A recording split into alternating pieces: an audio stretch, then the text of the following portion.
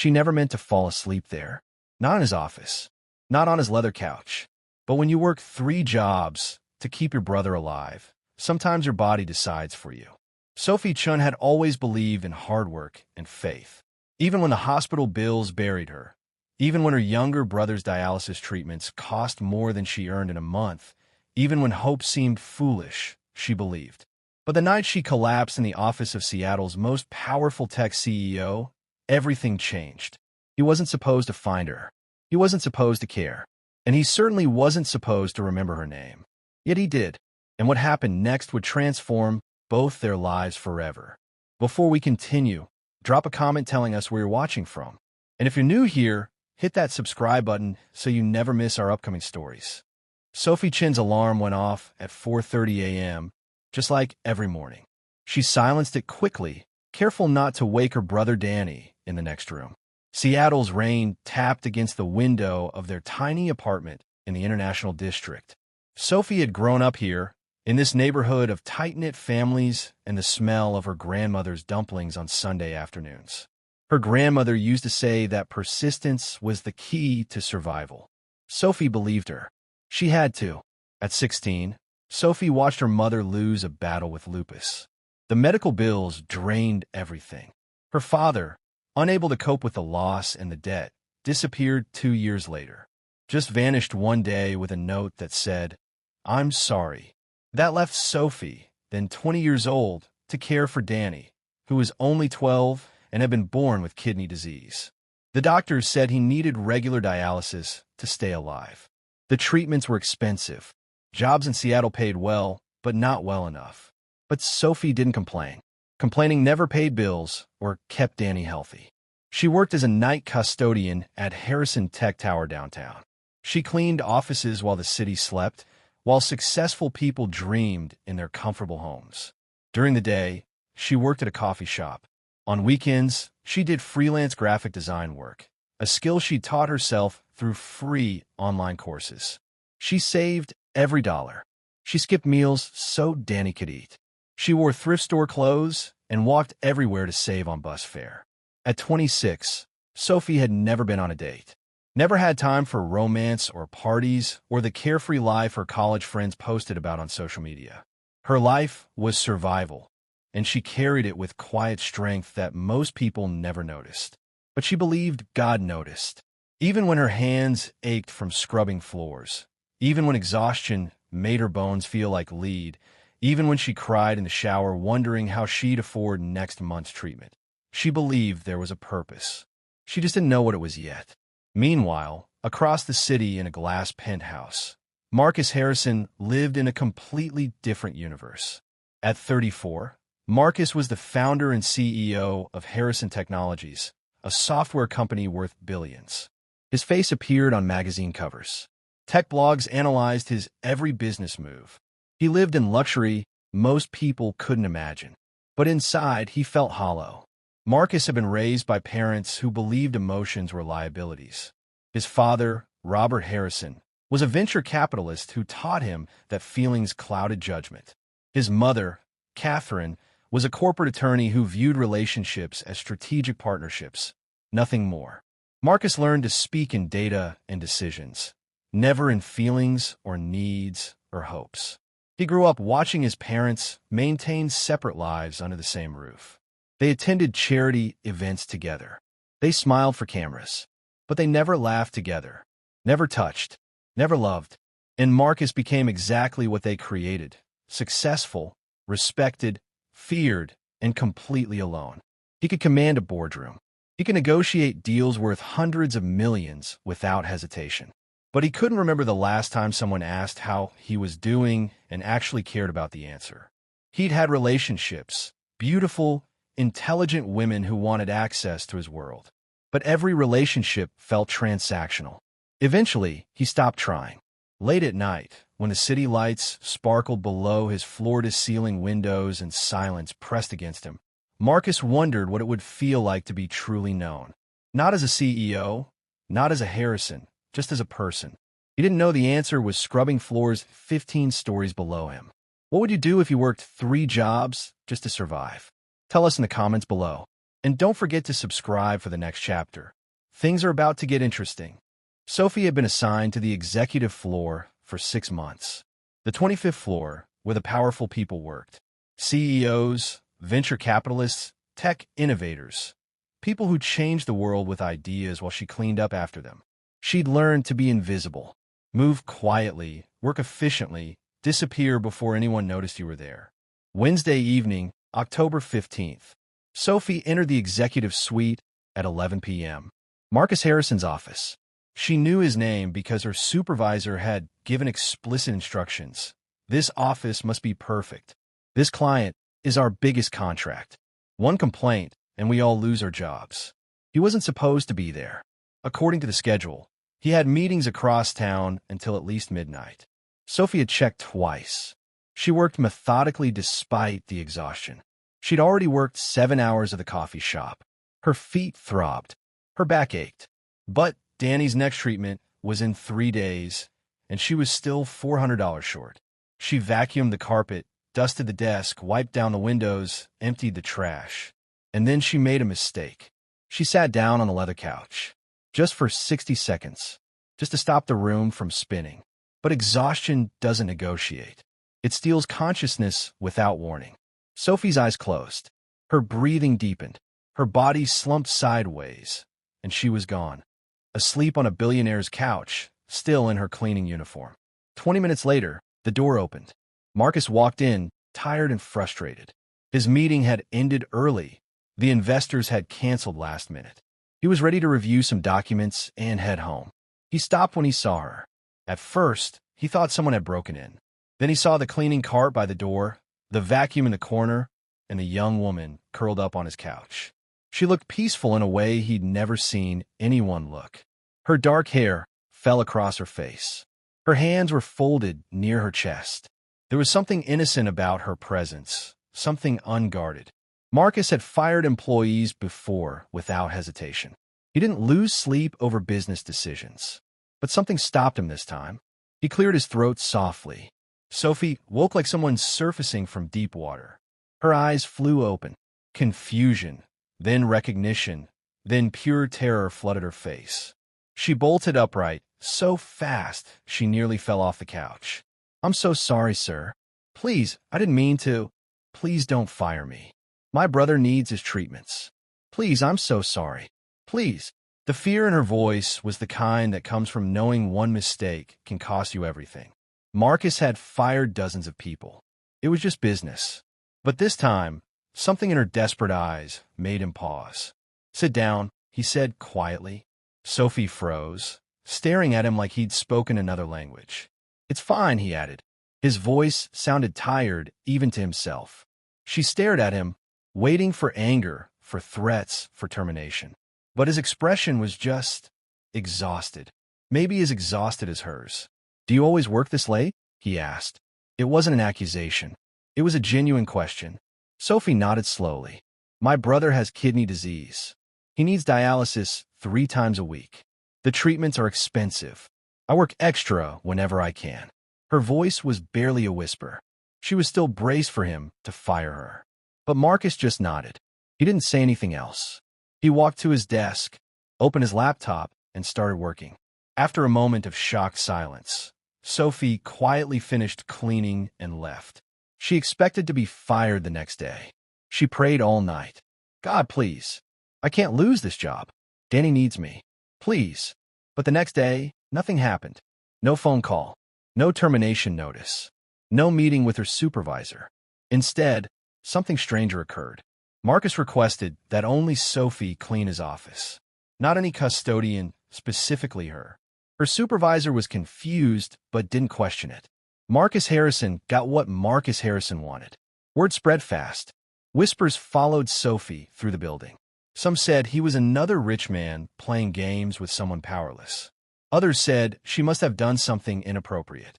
A few said she was using her innocence to trap him. Sophie ignored them all. She'd learned long ago that people would talk no matter what you did. The only opinion that mattered was God's, and she knew her heart was pure. From that night forward, something changed between them. Marcus didn't speak much when Sophie cleaned his office, but he was there more often, working late, taking calls. And sometimes he'd ask her a question. How's your brother? Did you eat dinner today? How long have you been working 3 jobs? Small questions. Simple questions. Questions no one else ever asked her. And Sophie answered honestly because she didn't know how to be anything else. She told him about Danny, about their childhood in the International District, about the community church where she still volunteered every Sunday despite being exhausted, about her faith, about how she believed God had a purpose for every struggle, even when she couldn't see it. Marcus listened, really listened. Not the polite listening people do while waiting to talk, but the kind that seeks to understand. For the first time in his life, he felt something crack open inside his chest, something that had been locked away for decades. He didn't have a name for it yet, but it felt like waking up. Their connection grew in the quiet moments. Brief conversations while she dusted. Gentle glances when their eyes met accidentally. Small gestures neither acknowledged aloud. Marcus started leaving envelopes on his desk. Cash. Far more than any tip should be. Sophie refused at first, but he insisted. Payment for good work, he said. She knew that wasn't true. But Danny needed new medication, so she took it and prayed, God, please don't let this be wrong. Please protect my heart. Sophie refused to let herself hope for anything more. She knew how the world worked. People like him didn't choose people like her. Tech billionaires didn't fall for janitors. Fairy tales were called fairy tales for a reason. They weren't real. Hope was the cruelest thing when it didn't come true. So she guarded her heart, kept her distance, reminded herself daily that this was just kindness, nothing more. Marcus felt something he'd never experienced, but he didn't know how to process it. His entire life had been about control, strategy, outcomes. But this, whatever this was, couldn't be controlled or predicted. So he watched her, listened to her, learned her rhythms, the way she hummed worship songs while she worked, the way she smiled even when exhausted, the way she talked about Danny with such fierce love it made his chest ache. He began helping anonymously. He found out which clinic Danny used and made arrangements with their billing department. Every dialysis treatment fully covered. No explanation given. Groceries appeared at Sophie's door. Not extravagant gifts. Not designer clothes. Practical things. Rice, beans, fresh vegetables. Things that mattered. Sophie cried the first time it happened. She knew it was him. She didn't know how he found her address. She didn't know why he cared. But she knew. And it terrified her because kindness like that meant something. And she couldn't afford for it to mean something when the gap between their worlds was impossibly wide. One evening in late October, as Sophie was finishing up in his office, Marcus spoke without looking up from his computer. Why do you work so hard? Sophie paused, trash bag in hand. For Danny. He's all I have left. What about you? Marcus asked, finally meeting her eyes. What do you want for yourself? The question caught her off guard. No one had ever asked her that. She started, then stopped. I want Danny to live. That's enough. Is it? Marcus pressed gently. Sophie looked at him, really looked at him.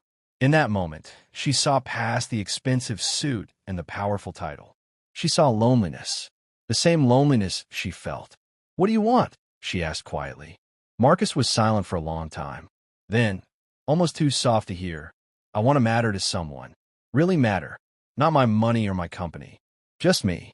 Their eyes held for a moment that stretched longer than it should have. Then Sophie looked away, breaking the spell. I should finish cleaning. Marcus nodded, turning back to his computer. But neither of them could focus anymore. Something had shifted. Something neither was ready to name. The tension is building. What do you think will happen next? Drop your predictions in the comments. And subscribe so you don't miss the next chapter. Catherine Harrison noticed everything. As one of Seattle's top corporate attorneys, reading people was her specialty. And lately, she'd been reading her son. Marcus had changed. He smiled more, seemed distracted, left work at reasonable hours instead of staying until midnight. He'd even declined a business dinner last week, something he never did. Catherine made it her business to find out why. It took her private investigator less than 48 hours to compile a complete report. Sophie Chun, 26 years old, works 3 jobs, custodian at Harrison Tech Tower. No criminal record, no social media presence, Takes care of a younger brother with kidney disease. Catherine read the report twice, her jaw tightening with each page. She knew what this was. She'd seen it before with other successful men. A pretty face, a sad story, and suddenly they were making foolish decisions that could damage everything. She wouldn't let that happen to her son.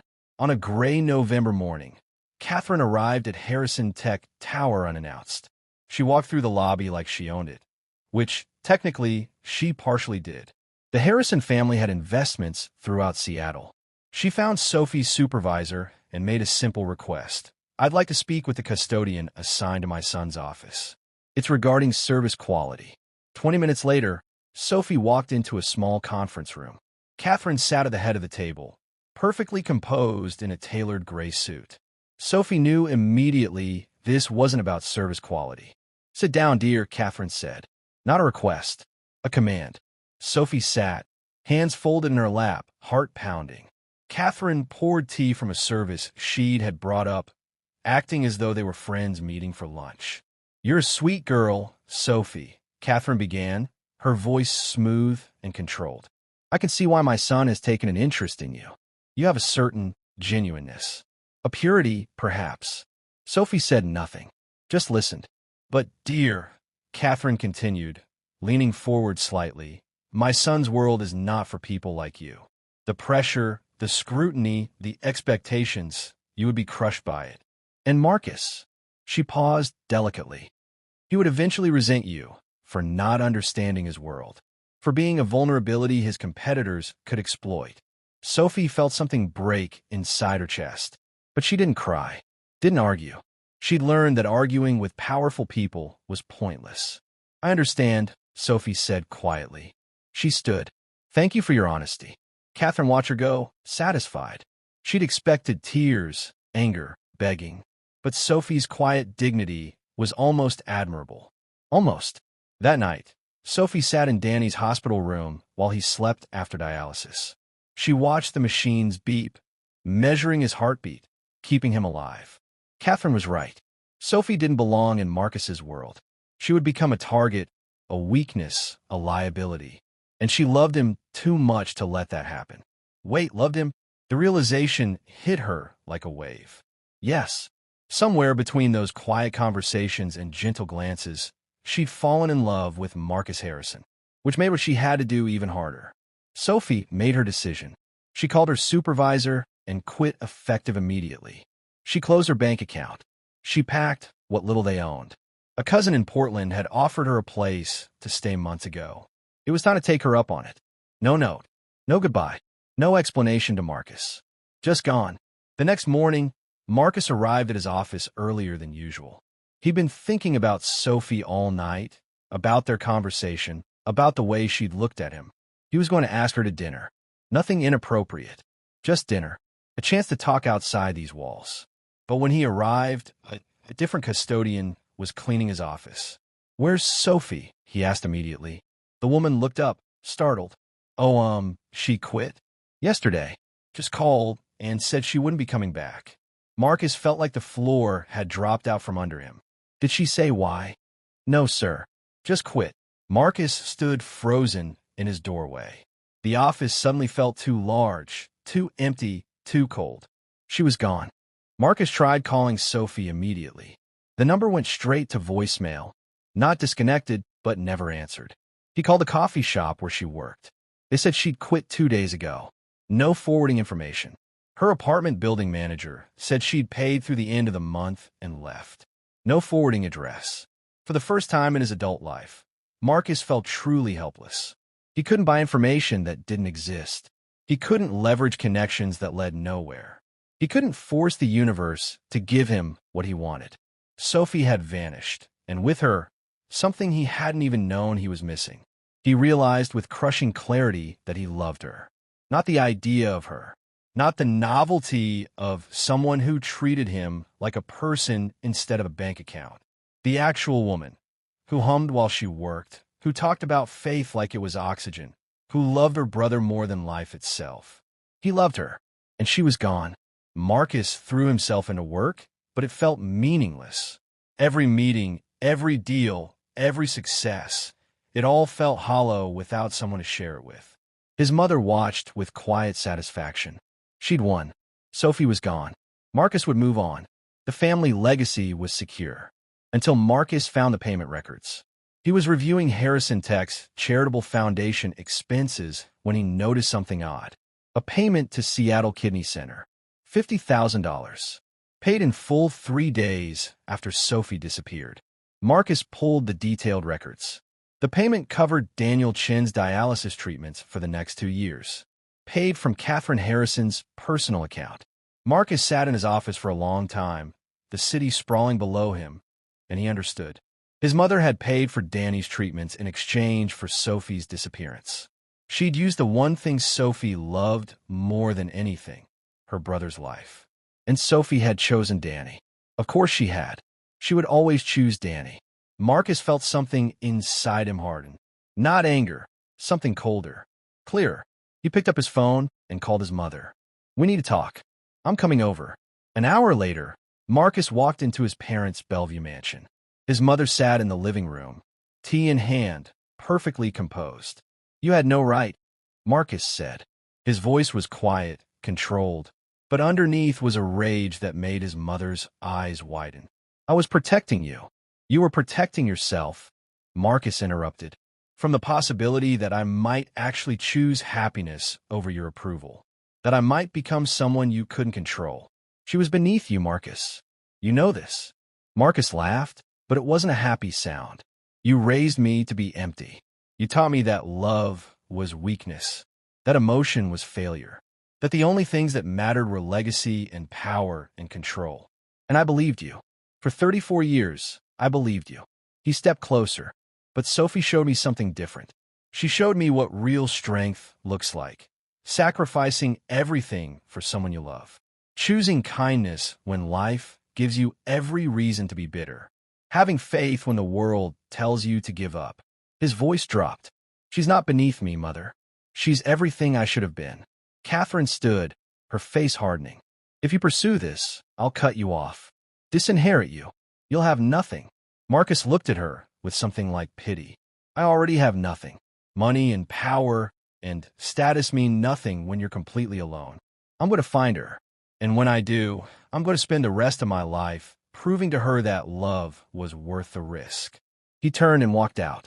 Catherine called after him, threatened consequences, demanded he listen to reason. But Marcus didn't look back. For the first time in his life, he didn't care what she thought. Because Sophie had taught him something his mother never could. That the only thing worth having in this world is something you can't buy. And he'd lost it, but he was going to get it back. Portland, Oregon, 200 miles from Seattle, a lifetime away from everything Sophie had known. Her cousin Maria lived in a small house in the Hawthorne district. She'd welcomed Sophie and Danny without questions, just hugs and the promise that everything would be okay. Sophie found work at a small bookstore called Pages and Dreams. The owner, an elderly man named Frank, asked no questions when Sophie showed up looking for work. He just said they opened at 9 and paid minimum wage. Sophie said that was perfect. Danny was adjusting well. The treatments in Portland were covered. Thanks to Catherine Harrison's payment, though Sophie tried not to think about that too often. He'd even made friends at his new school. But Sophie felt hollowed out, like someone had reached in her chest and taken something essential, something she'd never get back. She still went to church every Sunday, still volunteered, still smiled when people asked how she was doing. But inside, she felt broken in a way prayer couldn't quite fix. Frank noticed. He didn't pry. He just patted her shoulder sometimes and said, "Sometimes the hardest part is trusting that God's timing is perfect, even when we can't see the plan." Sophie wanted to believe him, but faith felt harder now, like trying to hold water in her hands. She thought about Marcus constantly, wondered if he was okay, wondered if he thought about her, wondered if leaving had been the right choice. Danny was healthy. That was what mattered. That was the only thing that mattered. But her heart still ached. 3 weeks after arriving in Portland, Sophie was shelving books in the poetry section when Frank called from the front desk. "Sophie, someone's here asking for you." Her heart stopped. She walked slowly to the front, hands trembling. It wasn't Marcus. It was his assistant, Jennifer Chun. Sophie recognized her from a few times she'd seen her at Harrison Tech. Sophie, Jennifer said gently, I need to talk to you. It's about Marcus. Sophie's heart raced. Is he okay? He's looking for you. Has been for weeks. He hired investigators, checked every city within 300 miles, visited shelters, hospitals, churches. He's desperate to find you. He shouldn't be looking, Sophie whispered. His mother was right. I don't belong in his world. Jennifer shook her head. You don't understand. He quit, walked away from the company, the family, everything. He told his mother he was done living her version of his life. Sophie felt like the ground was tilting. He what? He gave up everything to find you. And he asked me to help because... Jennifer paused. Because I told him he was making the right choice. That I'd watched him be miserable his entire life until you came along. Where is he now? Sophie asked, her voice barely audible. Seattle. Still searching. But Sophie, Jennifer's voice softened. He's not the same person you left. He's changed. For the better. After Jennifer left, Sophie sat in the back office of the bookstore, her mind racing. Marcus had given up everything. For her. Danny found her there an hour later. At 13, he was more perceptive than people gave him credit for. This is about that guy, isn't it? He asked, sitting beside her. The one who paid for my treatments. Sophie looked at him, surprised. You knew. I'm not stupid, Sophie. Treatments like mine don't just get mysteriously paid for. And you've been sad ever since we left Seattle. He squeezed her hand. I'm okay now. You don't have to keep sacrificing everything for me. Tears filled Sophie's eyes. You're my brother. You're everything. And you're my sister, Danny said firmly. Which means I want you to be happy too. If he makes you happy, then stop running. Sophie spent 3 days wrestling with her decision. She prayed. She cried.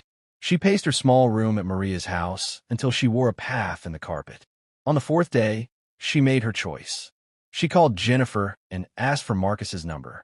Her hand shook as she typed out a text message. It's Sophie. I'm in Portland.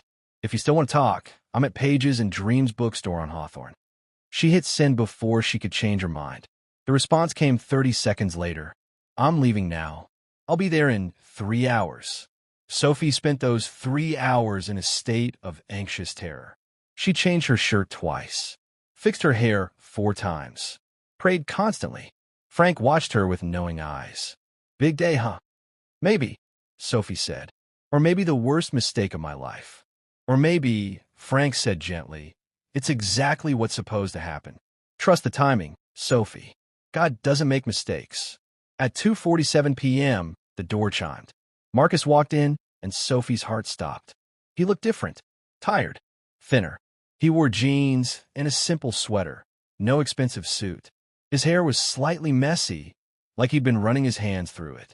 His eyes were red-rimmed, like he hadn't slept properly in weeks. But when he saw her, his face transformed. Relief, joy, love. They stood there for a long moment, just looking at each other. Finally, Marcus spoke. Hi, Sophie whispered back. I've been looking for you, he said, taking a step closer.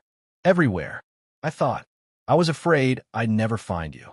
I'm sorry I left, Sophie said, tears filling her eyes. Your mother said. I know what my mother said, Marcus interrupted gently. And she was wrong. About everything. He closed the distance between them until he was standing right in front of her. Sophie, I don't want the life I had. The company, the money, the expectations, none of it means anything without you. I walked away from all of it.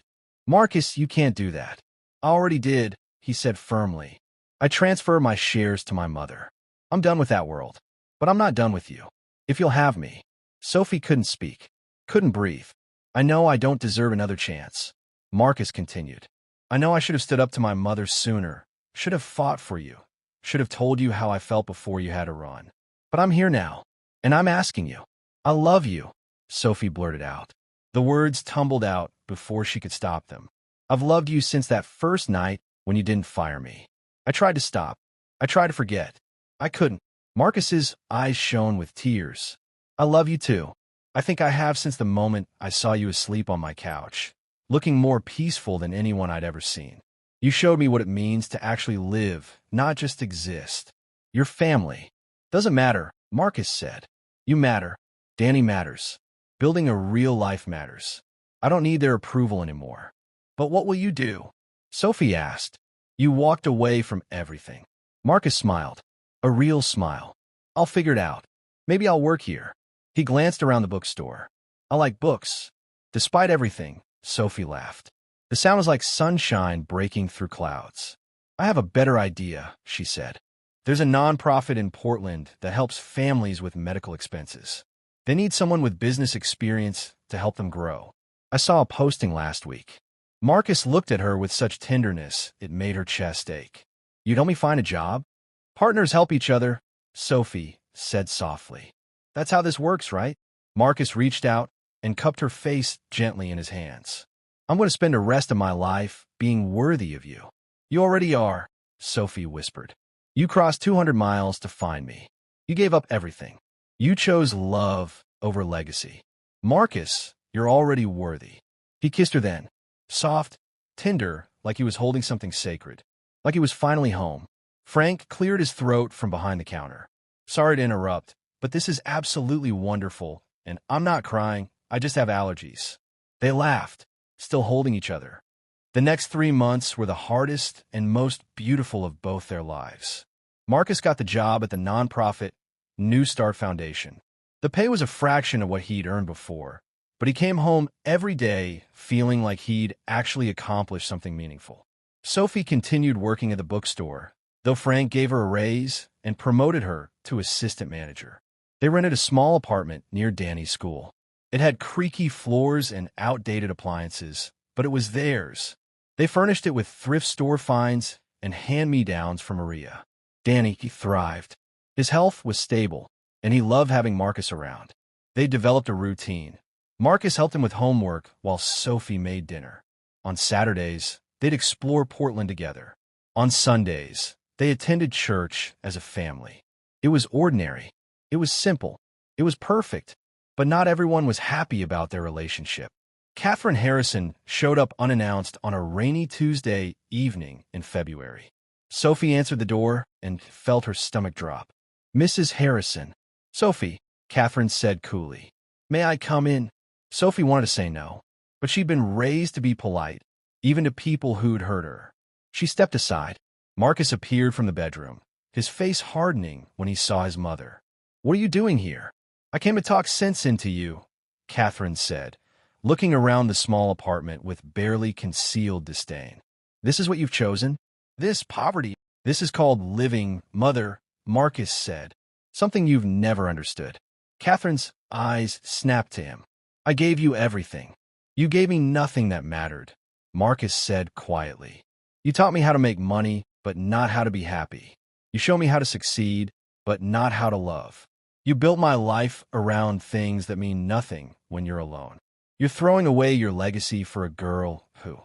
For a woman who showed me what strength actually looks like, Marcus interrupted. For someone who sacrifices everything for the people she loves.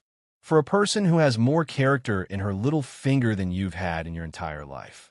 Catherine looked like she'd been slapped. How dare you? No, Marcus said, stepping closer to Sophie and taking her hand. How dare you? How dare you try to control my life? How dare you pay someone to disappear?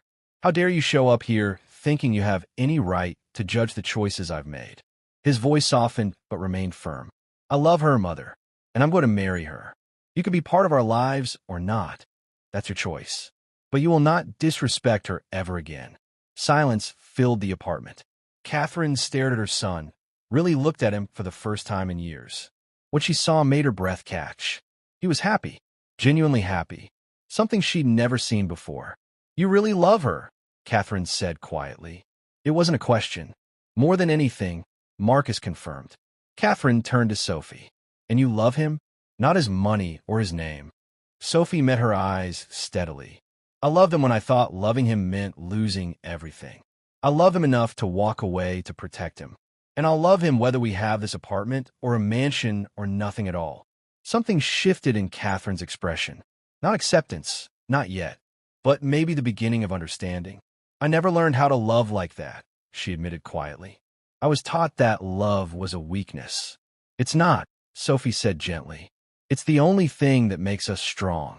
Catherine was a corporate attorney who viewed relationships as strategic partnerships, nothing more.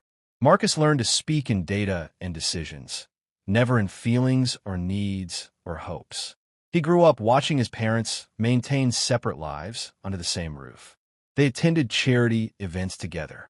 They smiled for cameras, but they never laughed together, never touched, never loved. And Marcus became exactly what they created: successful, respected, feared, and completely alone. He could command a boardroom. He could negotiate deals worth hundreds of millions without hesitation. But he couldn't remember the last time someone asked how he was doing and actually cared about the answer. He'd had relationships, beautiful, intelligent women who wanted access to his world. But every relationship felt transactional. Eventually, he stopped trying. Late at night, when the city lights sparkled below his floor-to-ceiling windows and silence pressed against him, Marcus wondered what it would feel like to be truly known. Not as a CEO, not as a Harrison, just as a person. He didn't know the answer was scrubbing floors 15 stories below him. Spring arrived in Portland with cherry blossoms and morning rain. Sophie and Marcus had been together for 6 months, and life had settled into a comfortable rhythm. But reality has a way of testing even the strongest foundations. Marcus's work at New Star Foundation was fulfilling but demanding. They just launched a major fundraising campaign, and he was working 60-hour weeks. Sophie had been offered a full-time position as bookstore manager, which meant longer hours and more responsibility. Danny was struggling in school. Not academically, he was brilliant, but socially. Some kids had found out about his kidney disease and started calling him names. He came home crying twice in 1 week. Money was tight, really tight. Even with both of them working, medical bills and living expenses stretched their budget to breaking. One evening in late April, everything came to a head. Sophie came home exhausted from a 12-hour shift to find Marcus still at work and Danny sitting on the couch, homework untouched, eyes red from crying. "Danny, what happened?" "Nothing," he mumbled. "Don't say nothing when I can see something's wrong." Danny exploded. "I hate it here. I hate this school. I hate being sick. I hate that you and Marcus have to work all the time because of me." Sophie felt her own exhaustion crack into frustration. "Danny, that's not fair. We work because that's what adults do. We're building a life." "I don't want this life," Danny shouted. "I want Mom back. I want Dad back. I want to be normal." The words hit Sophie like a physical blow. She opened her mouth to respond, but nothing came out. Danny ran to his room and slammed the door. Sophie stood in the middle of their small living room and felt everything she'd been holding together start to crumble. She sank onto the couch and let herself cry for the first time in months. That's where Marcus found her an hour later. "Sophie? Baby, what's wrong?" She told him everything. About Danny's outburst. About feeling like she was failing as a guardian. About the mounting bills. About being so tired she could barely think straight. "And I know this isn't what you signed up for," she said, wiping her eyes. "You could have anyone. Someone without all this baggage and responsibility." Marcus pulled her into his arms. "Stop. Sophie, look at me." She met his eyes. "This is exactly what I signed up for," he said firmly. "Real life. Real challenges. Real love. Not some fantasy where everything is easy and perfect. I chose you, and that means I chose all of it. The hard parts and the beautiful parts and everything in between. But what if I can't do this?" Sophie whispered. "What if I'm not strong enough?" "Then we'll be strong together," Marcus said. "That's what partners do. You don't have to carry everything alone anymore. I'm here." Sophie buried her face in his chest and let him hold her while she cried. After a while, Marcus said, "Let me talk to Danny." He knocked softly on Danny's door. "Hey, buddy, can I come in?" Silence. Then, quietly, "Yeah." Marcus sat on the edge of Danny's bed. The 13-year-old was curled up against the wall, looking small and miserable. "You want to tell me what's really going on?" Marcus asked gently. Danny was quiet for a long moment. Then, "Kids at school say I'm going to die. They say my kidneys are going to fail, and I'm going to die, and there's nothing anyone can do." Marcus felt anger flash through him, but he kept his voice calm. "Those kids are wrong and cruel. Your condition is manageable, Danny. You're healthy right now. But what if I'm not someday? Danny's voice cracked. What if I get worse? Sophie already gave up everything for me. You gave up everything for her. What if I'm just a burden everyone has to carry? Marcus understood something then. This wasn't about school or being sick. This was about fear and guilt and feeling like he didn't deserve to be loved. He knew that feeling intimately. Danny, look at me, Marcus said. The boy turned, eyes shining with tears. You are not a burden. You never have been. Sophie works hard because she loves you, not because she has to. I'm here because I want to be, not because I'm obligated. You're not something we're carrying. You're part of our family. But if I wasn't sick, if you weren't sick, we'd still love you, Marcus said firmly. Your illness doesn't define your worth, Danny. You are valuable because you exist, because you're kind and smart and funny and brave. Because you're you. Danny started crying. Marcus pulled him into a hug and let him sob. I'm scared, Danny whispered. I know, Marcus said. Fear is okay, but you don't have to face it alone. We're all in this together. After Danny calmed down, the three of them sat together in the living room. They talked honestly about their fears, their struggles, their frustrations. And they made a plan. Marcus would talk to his boss about flexible hours so he could help more with Danny. Sophie would look into counseling resources at the community center for Danny. They'd budget more carefully, cut back on non-essentials. Most importantly, they'd face everything together. I'm sorry I yelled, Danny said quietly. It's okay, Sophie said, pulling him close. Sometimes we need to let the hard stuff out. That's what family is for. That night, after Danny went to bed, Marcus and Sophie lay in their own bed, exhausted but somehow lighter. Thank you, Sophie whispered, for being here, for not running when things got hard. Where would I run to? Marcus asked. Everything I want is right here. He kissed her forehead. Besides, I told you, I'm in this forever. The hard parts don't scare me. Being without you, that's the only thing that scares me. Sophie smiled in the darkness. Forever is a long time. Not long enough, Marcus said. 6 months later, on a perfect October afternoon, Sophie stood in the community garden behind their church, surrounded by everyone who mattered. She wore a simple white dress she'd found at a vintage shop. Flowers from the farmer's market adorned her hair. She'd never felt more beautiful. Marcus waited at the makeshift altar, wearing a suit he'd bought secondhand. His eyes shone with tears as she walked toward him, Danny proudly giving her away. Frank from the bookstore officiated. Maria stood as maid of honor. Jennifer, Marcus's former assistant who'd become a close friend, was there. Even a few of Sophie's co-workers from her old hotel job had made the trip from Seattle. And in the back row, sitting stiffly but present, was Catherine Harrison. She called 2 months ago, asked if they could talk. Really talk. Sophie had agreed, cautiously hopeful. That conversation had been painful and honest. Catherine admitted she'd lived her whole life afraid. Afraid of vulnerability, afraid of appearing weak, afraid of losing control.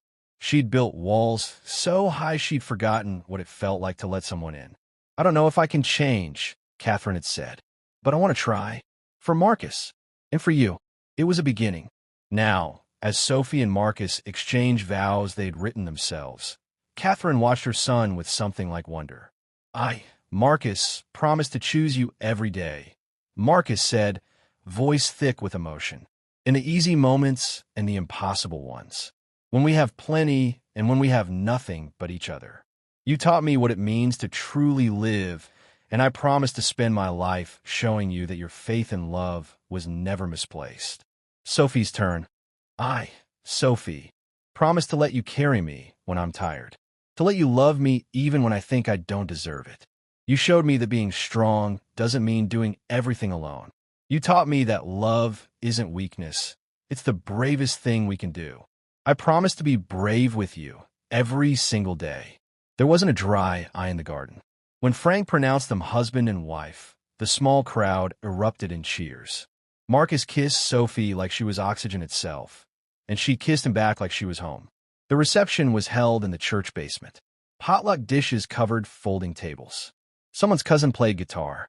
Children ran around while adults talked and laughed. It was simple. It was imperfect, It was exactly right. Danny gave a toast that made everyone cry. Sophie always told me that God had a plan, even when we couldn't see it. I didn't always believe her. But then Marcus showed up, and I understood. Sometimes God's plan looks like a guy in an expensive suit finding the person he needed most. Thanks for being my brother, Marcus. And thanks for making my sister happy. Marcus hugged him, both of them crying. Later, Catherine approached Sophie hesitantly. The ceremony was lovely. Simple, but lovely. Thank you, Sophie said carefully. It means a lot that you came. Catherine looked at her son, dancing with Danny to some ridiculous pop song, both of them laughing. I've never seen him like this. So unguarded. Happy. He's free, Sophie said softly. Maybe for the first time. Catherine nodded slowly. Then, surprising them both, she said, You were right. About love being strength. I'm beginning to understand that. It wasn't a full reconciliation, but it was another crack in the wall. More light pouring in. As the evening wound down, Sophie and Marcus slipped outside for a moment alone. They stood in the garden where they just promised forever, watching the sunset paint the sky in shades of gold and pink. Can you believe we're actually married? Sophie asked, leaning against him. Honestly? No, Marcus laughed. A year ago, I was alone in a penthouse, convinced I'd never feel anything real. Now I'm married to the most incredible woman in the world. I have a little brother I adore, and I work at a job that actually matters. Any regrets? Sophie asked, though she already knew the answer. Not a single one, Marcus said. I'd give up everything 1,000 times over for this. For you. They kissed as the sun set. Two people who'd found each other in the most unlikely way and built something real from nothing but faith and love. Epilogue. 2 years later, Marcus sat in his office at New Star Foundation, now as director. They'd tripled their reach in the last year, helping hundreds of families access medical care they couldn't afford. His phone buzzed. A text from Sophie. Come home early if you can. I have news. His heart raced. He knew what that meant. They'd been hoping for months. He left immediately. When he arrived at their new apartment, bigger, with a yard for Danny, Sophie was waiting with Danny. Both were grinning. She held up a pregnancy test. Positive. Marcus felt tears spring to his eyes. He pulled her into his arms, spinning her around while Danny laughed. We're having a baby, Sophie whispered against his neck. We're having a baby, Marcus repeated, awed. Danny hooped. I'm going to be an uncle. Well, technically a brother, but that's less cool to say. They laughed and cried and held each other. That evening, they called Catherine to tell her. There was a long pause. Then, I'm going to be a grandmother. Her voice cracked slightly. I'd like to be involved, if that's all right. I want to do better this time. Sophie and Marcus exchanged a look. We'd like that, Sophie said. After they hung up, Marcus pulled Sophie onto the couch, his hand resting on her still flat stomach. Do you ever think about that night? He asked. When you fell asleep in my office? Sophie smiled. All the time. Best mistake I ever made. Not a mistake, Marcus said softly. Divine intervention. Divine intervention, Sophie agreed. Outside, the Portland rain began to fall, soft and steady. Inside, in their cozy apartment, 3 people who'd become a family sat together, dreaming about the future. Sophie had been right all along. God had a plan. She just couldn't see it until she was living it. Sometimes the path to happiness looks like exhaustion and impossible odds. Sometimes it looks like falling asleep in the wrong place at the right time. Sometimes it looks like being brave enough to love someone even when the world says you shouldn't. But it's always, always worth it. Because love, real, sacrificial, brave love, is the only thing in this world that truly transforms us. And Sophie and Marcus were living proof. The end. Did this story touch your heart? We'd love to hear your thoughts. Drop a comment telling us your favorite moment. And don't forget to subscribe for more powerful stories about love, faith, courage, and the incredible resilience of the human spirit. What story should we tell next? Let us know. See you in the next one.